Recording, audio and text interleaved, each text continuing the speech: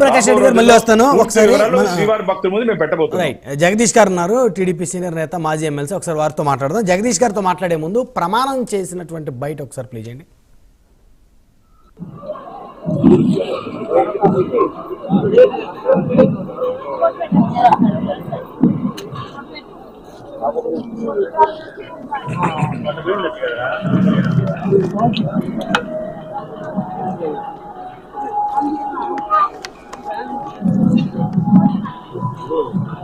మీరు ఈ 3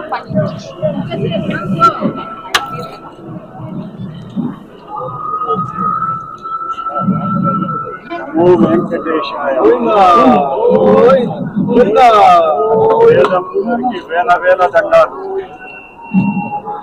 అఖిలాండ కోటి బ్రహ్మాండ నాయకుడికి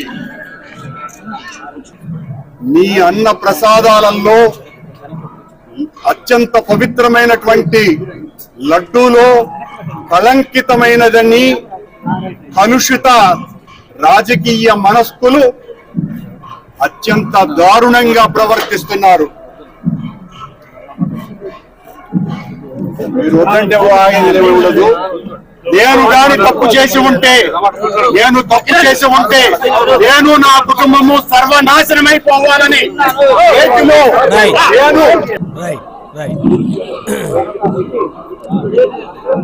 జగదీష్ గారు విన్నారు కదా. అలాగే ప్యానెల్ లో పెద్దలకు కూడా నమస్కారం. చెప్పండి సార్. మాజీ టీటీడీ చైర్మన్ ఎవరైతే ప్రధానంగా ఆరోపణలు ఎదుర్కొంటా ఉన్నారో ఇప్పుడు వారు, నేను కానీ తప్పు చేసి ఉంటే నేను నా కుటుంబం సర్వనాశనం అయిపోవాలని భగవంతుడు సాక్షిగా ఆయనకు జ్యోతి వెలిగించి చెప్పారు. అయితే భానుప్రకాష్ రెడ్డి గారు ఆయన నమ్మను అని చెప్పేసి అన్నారు. ఎందుకంటే ఆయన నాస్తికుడు.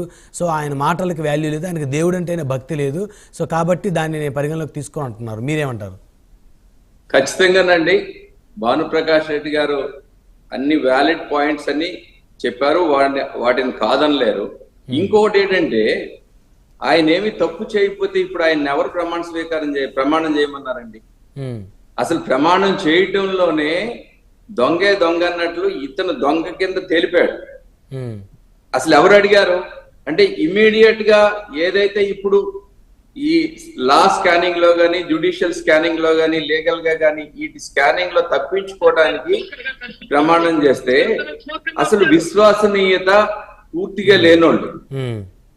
జగన్మోహన్ రెడ్డి గారు ఏ రోజు కూడా డిక్లరేషన్ ఇవ్వలేదు, దాని మీద క్లారిటీ కూడా ఎప్పుడు కూడా ఇవ్వలేదు దాని మీద. ఈవెన్ అప్పుడున్న అబ్దుల్ కలాం గారు కూడా డిక్లరేషన్ ఇచ్చారు. సో దట్ ఇస్ అదొక ట్రెడిషన్. ఆ సాంప్రదాయాలు, తిరుమలలో ఉన్న సాంప్రదాయాలన్నింటినీ కూడా విచ్ఛిన్నం చేశారు.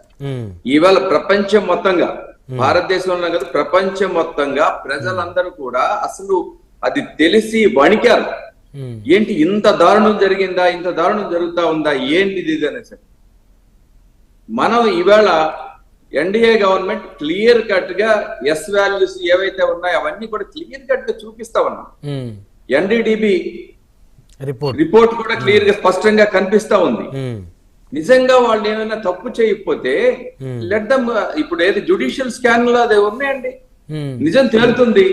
ఎందుకు ఇవన్నీ మాటలన్నీ మాట్లాడటం? తర్వాత అంతలో కూడా వాళ్ళ కల్చర్ పోగొట్టుకోలేదు. చంద్రబాబు నాయుడు గారి గురించి, ముఖ్యమంత్రి గారి గురించి అంత వరస్ట్ గా మాట్లాడడం అక్కడే తెలుస్తా ఉంది. వాళ్ళు ఎక్కడ కూడాను దేనికి కూడాను వీళ్ళకి ఫెయిత్ లేదు. ఇద్దరు చైర్మన్లకు కూడా అసలు ఫెయిత్ లేదు. ఫెయిత్ లేని వాళ్ళు చైర్మన్ గా చేసినప్పుడే జగన్మోహన్ రెడ్డి గారు ఏం చేశారనేది అందరికీ తెలుసు.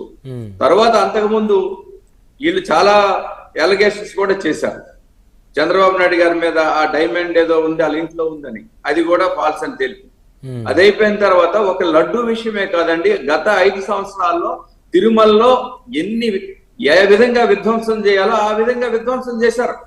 ప్రజలు తీవ్రమైన ఇబ్బందులు, భక్తులందరూ కూడా తీవ్రమైన ఇబ్బందుల్లో వచ్చారు కదా. ప్రతి ఒక్కరికి ఎవ్రీబడి ఎక్స్పీరియన్స్. నాకు తెలిసినంత వరకు ఆంధ్రప్రదేశ్ లో ఉన్న ప్రతి ఒక్కరు కూడా తిరుపతి వెళ్ళి ఉంటారు 5 ఏళ్ళు. ప్రతి ఒక్కరు కూడా ఎంత ఇబ్బందులు పడ్డారన్నది చాలా స్పష్టంగా ఉంది. మామూలుగా చూసుకున్నా కూడా క్వాలిటీ అవన్నీ కూడా, లడ్డు క్వాలిటీ కానీ, నిత్యాన్నదానంలో కానీ, వీటన్నిటిలో కూడా పూర్తిగా తగ్గిపోయిందన్న విషయం కూడా ఇట్స్ ఎవ్రీబడీస్ ఫ్యాక్ట్. ఇదండి నాలెడ్జ్ అండి, ఇది అందరికీ తెలిసిందే. అంచేత వీళ్ళు ఇలాగ చెయ్యరు అన్నది ఎక్కడ లేదు. ఈవేళ వీళ్ళు ప్రమాణం చేసినా హారతులు ఇచ్చినా ఏం చేసినా వీళ్ళ విశ్వసనీయత అనేది పూర్తిగా పోయింది. ఖచ్చితంగా వాళ్ళు దోషులుగానే ఉంటారు. ఎందుకంటే ఇవాళ ఇందా భాను ప్రకాష్ రెడ్డి గారు చెప్పారు, మేము నిరూపించుకోవాల్సిన పని లేదు, వాళ్ళ మీద ఏవో ఫాల్స్ అలిగేషన్ చేయవలసిన పని లేదు, వాళ్ళు ఆల్రెడీ వాళ్ళ శిక్ష పడింది, ప్రజా కోర్టులో వాళ్ళ శిక్ష పడింది, పూర్తిగా ఇదయ్యారు. అంచేత ఇవాళ కొత్తగా ఇంకా ఏదో చేసేసి ఏదో అదని కాదు. అంచేత ఇప్పటికైనా వాళ్ళు ఏమంటే దేశం ఇలా కొబ్బరికాయలు కొట్టడమో హారతలు ఇవ్వడమో కాదండి, సిట్టేస్తా ఉంటున్నారు. లేకపోతే ఇవాళ కేంద్రం కూడా ఏఆర్ ఫుడ్స్ నోటీస్ ఇచ్చింది, సెంట్రల్ గవర్నమెంట్ కూడా. ఇవన్నీ వస్తాయి ఖచ్చితంగా, ఫ్యాక్ట్ ఖచ్చితంగా అది అవుతుంది. అందులో ఉన్నప్పుడు they should be ready to face. All రెడీగా ఉన్నా లేకపోయినా they will face the music. అంచేత విధ్వంసం చేయటం అన్నది వ్యవస్థల్ని రాష్ట్రంలోనే కాదు తిరుమలని కూడా విడిచిపెట్టలేదు అనేది చాలా బాధాకరం. అంతగా వ్యవస్థల్ని విధ్వంసం చేసిన వాళ్ళు నేను అనుకోవడం, అసలు మనం డెమోక్రసీలో ప్రజాస్వామ్యంలో కాదు, ఒకప్పుడు నియంత్రణగా ఉన్న టైంలో కూడా మానవ దీంట్లో కూడా ఎంత విధ్వంసాలు చేయలేదేమో. అందులో భగవంతుడిని చాలా ఆఖరికి భగవంతుడి విషయంలో విధ్వంసం అంటే అది నిజంగా అపచారం మామూలుగా కాదు సార్. అది ఇవాళ వాళ్ళు ఏం చేసినా పోదండి, వాళ్ళు తప్పు ఒప్పుకున్నా కూడా పోదండి, వాళ్ళకి శిక్ష వేసినా కూడా చరిత్రహీనులుగానే ఉండిపోతారండి. ఆ దాన్ని వీళ్ళు ఏమి చేయలేరు, అందులో నుంచి వీళ్ళు బయట పడలేరు కూడా.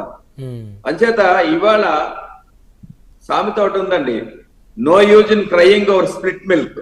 ఆల్రెడీ వాళ్ళు అది చేసుకున్నారు, వాళ్ళ దాన్ని భరించాల్సిందే, దాన్ని అనుభవించాల్సిందే. ఖచ్చితంగా ప్రజల మనసుల్లో అయితే ఇవాళ తీవ్రమైన వ్యతిరేకతే కాదు, అసలు ప్రతి ఒక్కరు కూడా తీవ్రంగా ఇబ్బంది పడుతూ ఉన్నారు, షేక్ అవుతా ఉన్నారు. అవి తెలిసి అవి చూసి ఆ విషయాలన్నీ తెలుసుకుంటారు, షేక్ అవుతా ఉన్నారు. ఏంటి ఇలాగా మన దగ్గర ఇలాగ అయ్యిందా అన్నది ఇవాళ ఇప్పటికి కూడా కాంప్రమైజ్ కాలేని పరిస్థితుల్లో ప్రజల ఆందోళనలో ఉన్నారండి. డెమోక్రసీ కాబట్టి తిరుగుబాటు రాలేదు. ఎందుకంటే చంద్రబాబు నాయుడు గారు, మన ఎన్డీఏ గవర్నమెంట్, పవన్ కళ్యాణ్ గారు కానీ లేకపోతే బీజేపీ నాయకులు అందరూ కలిపి ప్రజాస్వామ్యబద్ధంగా వ్యవస్థల ద్వారా వాళ్ళకి ఏ విధంగా దాంట్లో నిజాన్ని తీసుకురావాలని ఆలోచిస్తున్నారు. కానీ అదర్వైజ్ ఖచ్చితంగా ఒక రెవల్యూషన్ వచ్చే పరిస్థితి అండి. రైట్, మళ్ళీ వస్తాను సార్ మీ దగ్గరికి.